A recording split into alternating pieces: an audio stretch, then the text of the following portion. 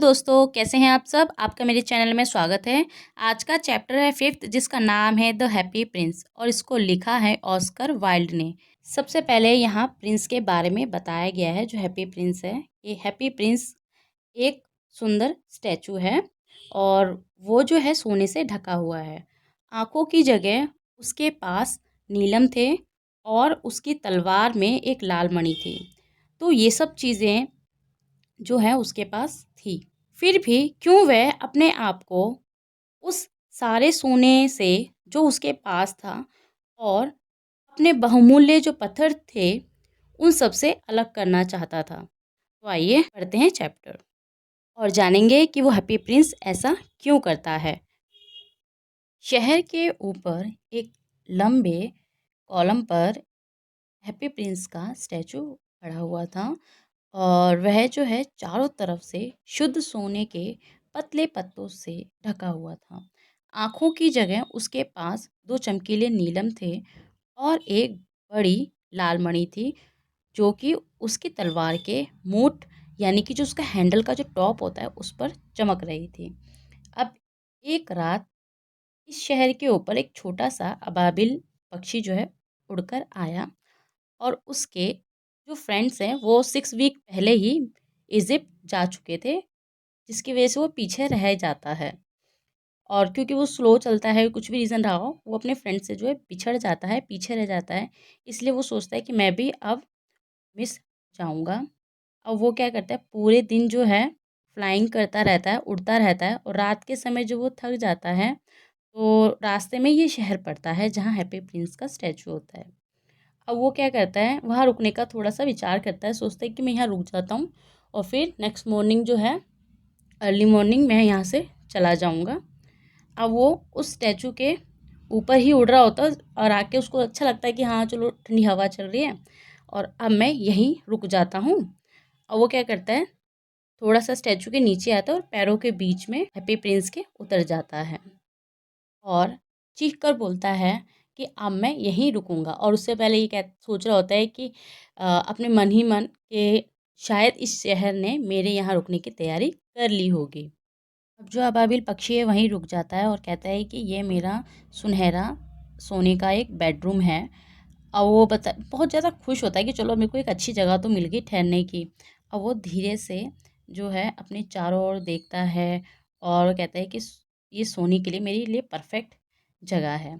अब वो अपने सर को अपने पंखों के बीच जैसे ही रखता है तो ऊपर से पानी की एक बड़ी बूंद आकर उस पर गिर जाती है।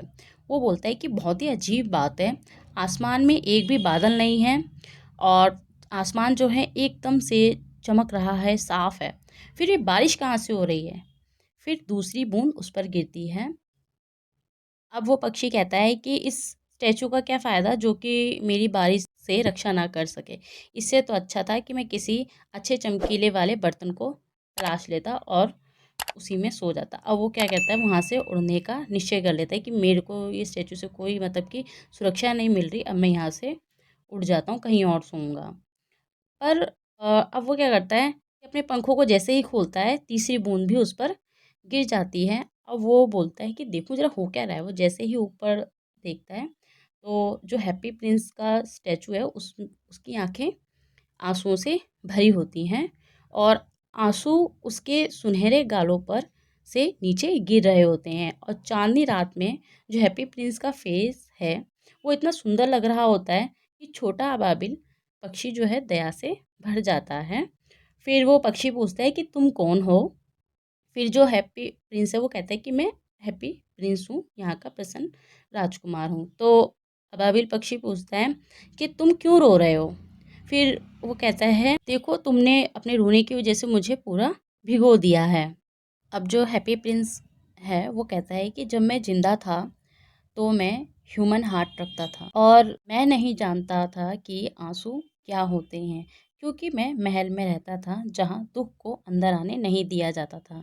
मेरे दरबारी मुझे हैप्पी प्रिंस कहकर बुलाते थे और रियल में मैं हैप्पी था। इस तरीके से मैं ज़िंदा रहा और इसी तरीके से मैं मर गया। और अब जब मैं मर गया हूँ तो उन्होंने मुझे यहाँ इतना ऊंचा स्थापित कर दिया है, मतलब इतनी ऊंची जगह लगा दिया है कि मैं इस पूरे शहर का सारा भद्दापन और दुख देख सकता हूँ, जबकि मेरा जो हार्ट है वो शीशे का है और मैं यहाँ खड़े खड़े ये सब चीज़ें देख सकता हूँ और रोने के सिवा कुछ नहीं कर सकता। तो अबाबिल जो बर्ड है वो कहता है कि क्या, मतलब अपने मन में बोलता है वो पक्षी, कि क्या तुम्हारा हृदय जो है वो सोने का नहीं है, ठोस सोने का नहीं है। तो और वो बेचारा जो पक्षी इतना विनम्र हो जाता है, मतलब इतना सॉफ्ट हार्ट होता है, वो कहता है कि मतलब कि मन ही मन उससे जो है प्रिंस से कोई और क्वेश्चन नहीं करता, मतलब उसकी जो व्यक्ति के जो क्वेश्चंस हैं उससे कुछ भी नहीं पूछता कि तुम यहाँ कैसे मरे, क्या हुआ, वट एवर, कुछ भी नहीं। बस वो अपने मन ही मन उसके लिए एक जो है सॉफ्ट हार्ट रखने लगा था। अब जो हैप्पी प्रिंस है वो बहुत ही स्लोली वॉइस में कहता है कि बहुत दूर छोटी सी गली में एक गरीब घर है, उसकी एक खिड़की खुली है और उसमें से मैं एक औरत को मेज़ पर बैठे हुए देख सकता हूँ। उसका चेहरा पतला और कटा फटा है और उसके हाथ भद्दे और लाल हैं, क्योंकि वो एक दर्जिन है। वो कहते हैं कि वह रानी की सबसे प्यारी सेविका के लिए अगले नृत्य समारोह में पहनने के लिए साटिन के एक गाउन पर फूलों की कढ़ाई कर रही है।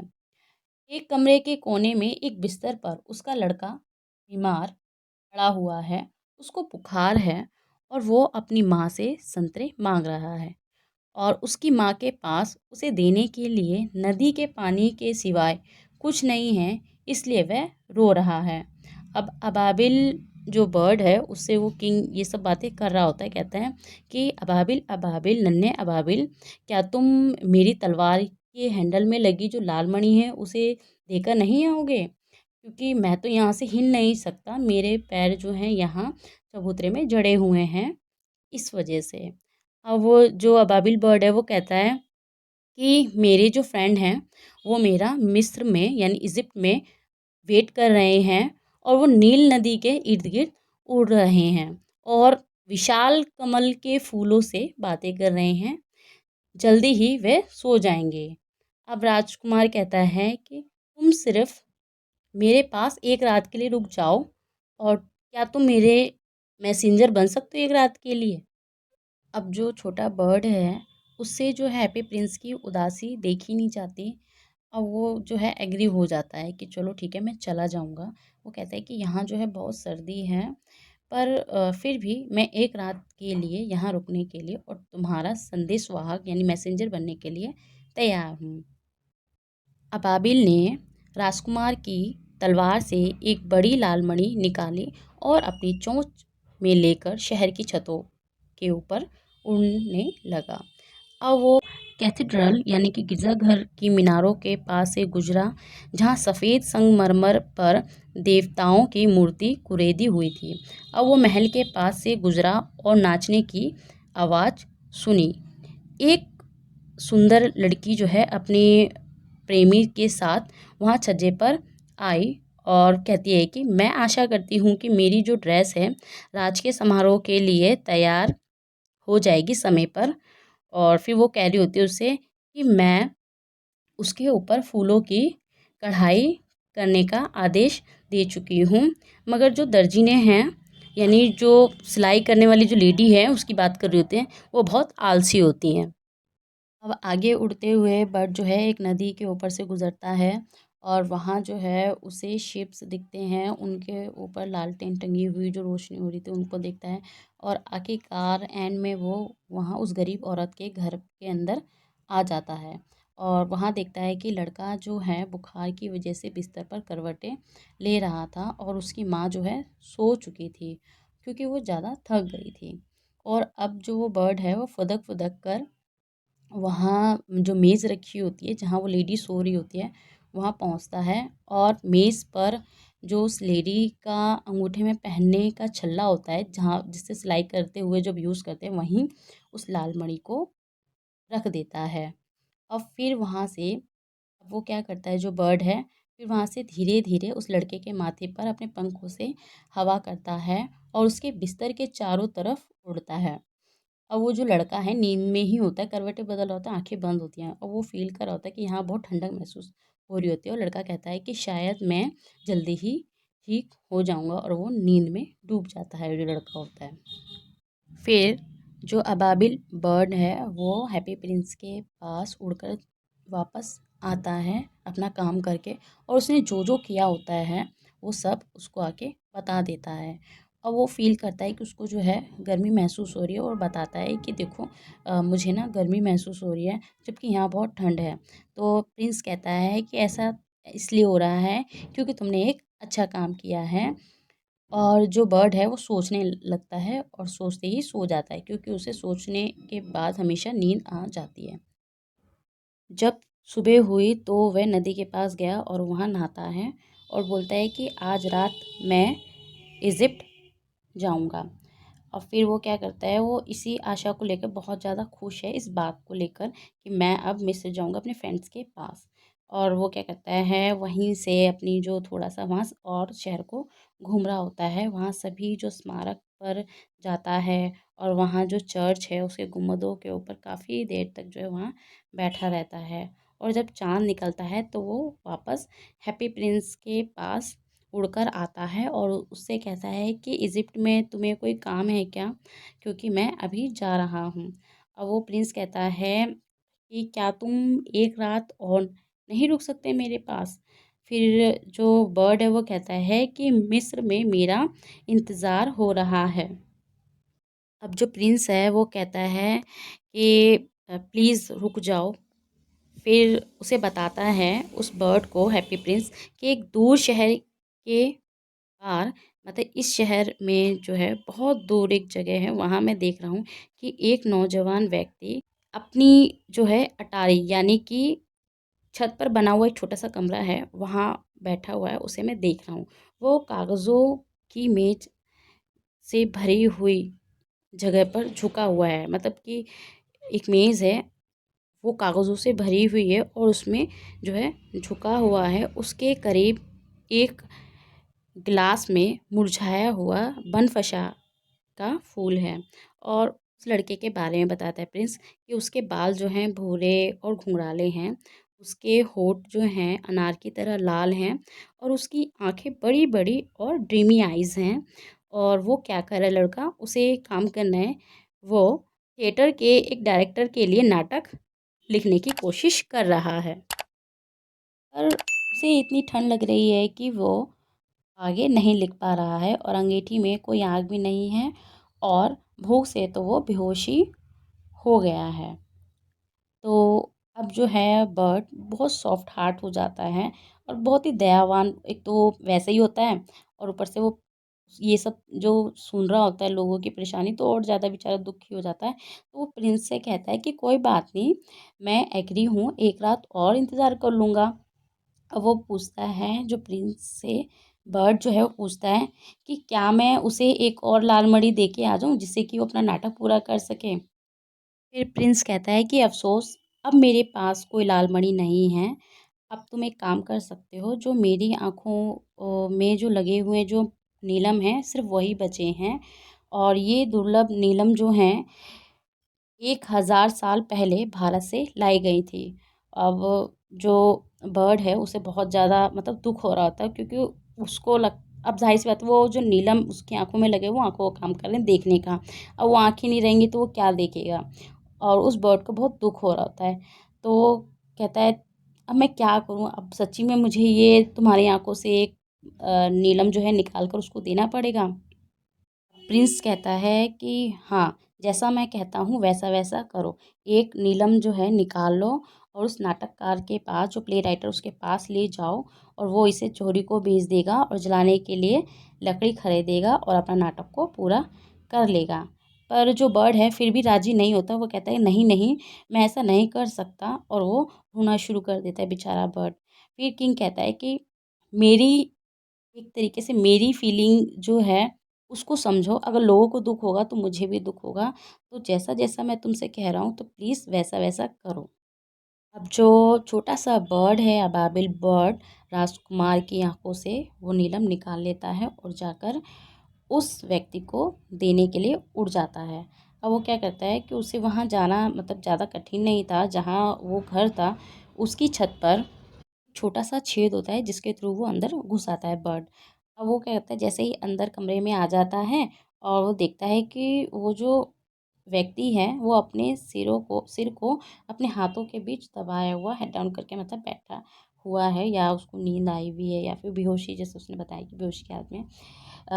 अब वो क्या करता है, जिसकी वजह से बर्ड जब फड़फड़ा रहा होता है पंखों को तो उसकी आवाज़ भी वो नहीं सुन पाता। अब वो बर्ड क्या करता है, मोती को वहाँ रखा जो ग्लास होता है फूल का, बनफशा के फूलों का, उसके अंदर सुंदर नीलम को डाल देता है।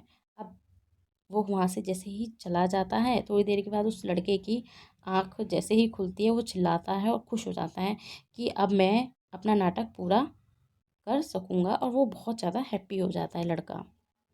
अब अगले दिन जो बर्ड है अबाबिल उड़कर बंदरगाह पर जाता है और वहाँ एक बड़े जहाज के ऊपर बैठ जाता है, और नाविक जो है वहाँ काम कर रहे होते हैं, वो ये सब देख रहा होता है। जो बर्ड है, और वो चिल्लाता है खुशी के मारे कि आज तो मैं इजिप्ट जाऊँगा, अपने फ्रेंड से मिलूँगा।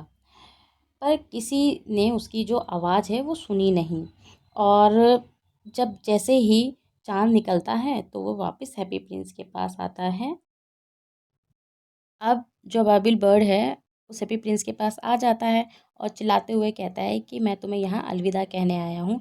इतना सुन के ही जो हैप्पी प्रिंस है वो कहता है कि क्या तुम मेरे साथ एक और रात नहीं ठहर सकते। और वो बर्ड कहता है कि सर्दी का मौसम है और जल्दी ही यहाँ बर्फ़ पड़ने लगेगी। मिस्र में हरे खजूर के जो पेड़ हैं उनके ऊपर सूरज की गर्मी होती है, और जो मगरमच्छ हैं कीचड़ में पड़े रहते हैं और अपने चारों तरफ सुस्ती से देखते हैं। वो छोटा अबाबिल बर्ड अपने बारे में इतना बता ही रहा होता है, उसकी जो जर्नी आगे होगी उसके बारे में। तो इतने में ही जो हैप्पी प्रिंस है वो कहने लगता है कि नीचे चौराहे पर एक छोटी माचिस बेचने वाली लड़की खड़ी है, और उसकी माचिसें सारी जो हैं नाली में गिर गई हैं, और वो माचिस सारी ख़राब हो गई है। यदि वह कुछ पैसे लेकर अपने घर नहीं पहुंची तो उसका जो पिता है उसे पीटेगा, और वो रो रही है इस समय, तो उसके पास ना तो जुराबें हैं और ना ही जूते, और उसका सर भी नंगा है, उसने सर में कुछ नहीं लगाया हुआ। अब वो कहता है कि मेरी जो दूसरी आँख है उसे निकाल लो और उसे दे दो, तब उसका पिता उसे नहीं पीटेगा। अब जो बर्ड है वो कहता है मैं तुम्हारे साथ एक रात और ठहरूंगा, पर मैं तुम्हारी आँख नहीं निकाल सकता, तब तो तुम बिल्कुल ही अंधे हो जाओगे। बर्ड जो है ये कह रहा होता है। फिर इतने में जो जो प्रिंस है वो कहता है कि जैसा मैंने तुमसे कहा है तुम वैसा करो। अब बेचारा वो कर भी क्या सकता है बर्ड। अब वो बेचारा छोटा सा बर्ड जो वो करता क्या है, उस हैप्पी प्रिंस की दूसरी आँख निकाल लेता है और उसे लेकर नीचे उड़ता है, और वो माचिस बेचने वाली लड़की के पास से तेजी से गुजरा और उस मोती को उसके हाथ की हथेली पर सरका दिया। अब वो लड़की जो है उतना देखकर उस मोती को कहती कितना प्यारा कांच का टुकड़ा है। वो छोटी सी लड़की चीखी और वह हंसती हुई घर की तरफ दौड़ जाती है। अब बर्ड जो है वापस आता है उस प्रिंस के पास और कहता है कि अब तुम पूरे अंधे हो चुके हो, मैं तुम्हें छोड़कर कहीं नहीं जाऊंगा। अब इतना बोल ही रहा होता है तो प्रिंस कहता है कि नहीं नहीं तुम जाओ, तुम्हारे जो फ्रेंड्स हैं तुम्हारा इंतज़ार कर रहे होंगे। पर जो बर्ड है वो कहता है कि नहीं, अब मैं नहीं जाऊंगा, अब तुम्हारे पास ही रहूंगा। अब वो जो बर्ड है उस राजकुमार के पैरों में सो जाता है, और अगले पूरे दिन वो राजकुमार के कंधों पर बैठा रहता है और उसे वो कहानियाँ सुनाता रहता है जो जो उसने विचित्र देशों में देखी थी। अब जो प्रिंस है उस छोटे बर्ड से कहता है कि तुम मुझे बहुत ही अद्भुत चीज़ों के बारे में बताते हो, बट किसी भी चीज़ से जो अद्भुत चीज़ है वो है जो लोग हैं उनका दुख। तो कोई भी रहस्य जो है इतना बड़ा नहीं है जो दुख से बड़ा हो। अब वो प्रिंस कहता है उस बर्ड से कि तुम मेरे शहर के ऊपर उड़ो और बताओ इस शहर में क्या हो रहा है, क्योंकि अब उस प्रिंस की आंखें नहीं हैं जो कि वो देख सके। तो अब उसकी आंख जो है वो अबाबिल बर्ड ही बनेगा और पूरे शहर में राउंड करेगा कि कौन व्यक्ति जो है दुखी है। इसलिए अब जो अबाबिल बर्ड है वो क्या करता है, उस महान शहर के ऊपर से उड़ता है और सुंदर घरों में अमीर लोगों को खुशियाँ मनाते हुए देखता है। वहीं उसके अपोज़िट देखता है कि भिखारी जो हैं दरवाज़े पर बैठे हुए होते हैं और कुछ बच्चों को जो है वो देखता है कि गलियों अंधेरी गलियों में बैठे हुए हैं, बेचारे भूख के मारे उनका चेहरा जो है सफ़ेद पड़ा हुआ है। मतलब कि कोई भी जो है कोई आशा नहीं है उनके पास। इस तरीके से बेचारे वो बेहाल हैं। फिर ऐसे ही एक पुल के नीचे देखता है कि 2 लड़के एक-दूसरे की बाहों में पड़े हुए हैं, एक-दूसरे को गर्म रखने की कोशिश कर रहे हैं और वो बहुत ज़्यादा भूखे हैं और उनमें से एक कहता है कि हमें जो है यहाँ नहीं लेटना चाहिए, अगर चौकीदार आएगा तो यहाँ हमें चिल्लाएगा। अब वो बेचारे क्या करते हैं वहाँ से बारिश में भटकने लगते हैं। फिर जो बर्ड है वापस उड़कर राजकुमार के पास आता है और उसे जो भी उसने जो देखा वो सारी चीज़ें उस प्रिंस को बता देता है। फिर जो प्रिंस है वो कहता है कि मैं जो हूँ शुद्ध सोने से ढका हुआ हूँ, तुम एक-एक करके पत्ती उतारना और इसे गरीबों को दे देना। क्योंकि जीवित लोग जो हैं हमेशा ये सोचते हैं कि सोना जो है उन्हें खुश कर सकता है। अब जो बर्ड है वो वैसा ही करता है जैसा उसे हैप्पी प्रिंस कहता है। अब वो क्या करता है कि एक-एक पत्ती उस स्टैचू के ऊपर से उतारना शुरू कर देता है जो कि प्योर सोने की होती हैं। अब वो उन पत्तियों को उन गरीब ज़रूरतमंद को दे देता है, जिससे कि वो अपनी ज़रूरतों को पूरा कर सकें। वो बताते हैं कि बच्चों के चेहरे जो है गुलाब की तरह खिल जाते हैं और वो हँसी से खिलखिलाते हैं, गलियों में खेल रहे होते हैं। और अब फिर बर्फ़ पड़ती है और उसके बाद बर्फ़ के बाद जो है पाला पड़ता है, यानी कि बहुत ज़्यादा सूखी ठंड जो होती है वो पड़ती है। उसके बाद बताते हैं कि गलियाँ जो हैं ऐसी लगती हैं जैसे कि वह चाँदी की बनी हुई हो। मतलब बहुत ज़्यादा बर्फ़ गिरने गिरने की वज़ह से वो जो गलियाँ हैं सफ़ेद दिखने लगती हैं और हर एक व्यक्ति बालों वाली ऊनी वस्त्र पहने हुए घूमता हुआ दिखता है। छोटे लड़के जो हैं गहरे लाल रंग की टोपियाँ पहने हुए होते हैं और बर्फ़ पर स्केटिंग करने लगते हैं। अब जो छोटा-सा पक्षी है, उसको बहुत ज़्यादा ठंड लगने लगती है क्योंकि ज़ाहिर-सी बात है उस शहर में ठंड बढ़ रही होती है। अब वो जो है राजकुमार को छोड़ना नहीं चाहता। वो सोचता है कि मैं जब तक ज़िंदा हूँ तब तक इस प्रिंस के साथ ही रहूँगा, क्योंकि वो उसे प्यार करने लगता है।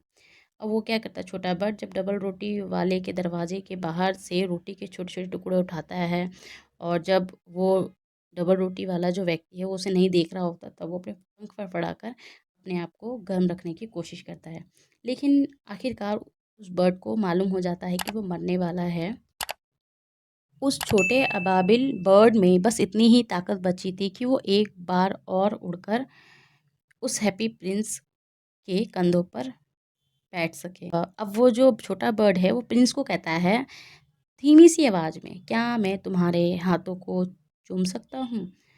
ऐसा पूछता है। तो फिर जो हैप्पी प्रिंस है वो कहता है कि क्या तुम अब अपने वापस इजिप्ट जा रहे हो?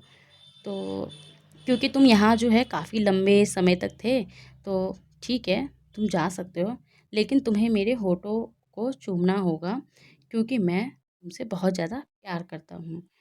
अब वो बर्ड कहता है कि नहीं, मैं इजिप्ट नहीं जा रहा हूँ, मैं मृत्यु के घर जा रहा हूँ और मृत्यु नींद का भाई है, क्या वह नहीं है? ऐसा पूछता है उसको। उसे बोलता है हैप्पी प्रिंस से और वो हैप्पी प्रिंस के होठों को चूमता है और मरकर उसके कदमों पर गिर जाता है। उसी समय उस स्टैचू के अंदर से एक विचित्र सी आवाज़ आती है जैसे कोई चीज़ टूटी हो।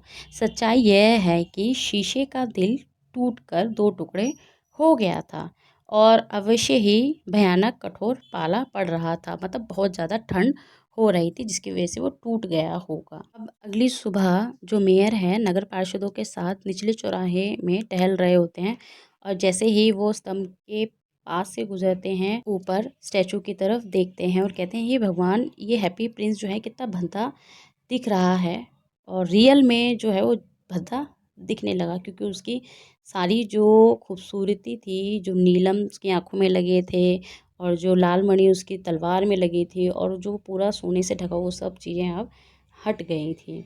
अब जो वहाँ के टाउन काउंसिल के लोग जो हैं हमेशा जो मेयर से सहमत होते हैं वो भी कहते हैं हाँ, हाँ, ये बहुत ज़्यादा भद्दा लग रहा है। मतलब कि अब उसके पास अच्छा लगने वाली कोई ऐसी चीज़ नहीं है।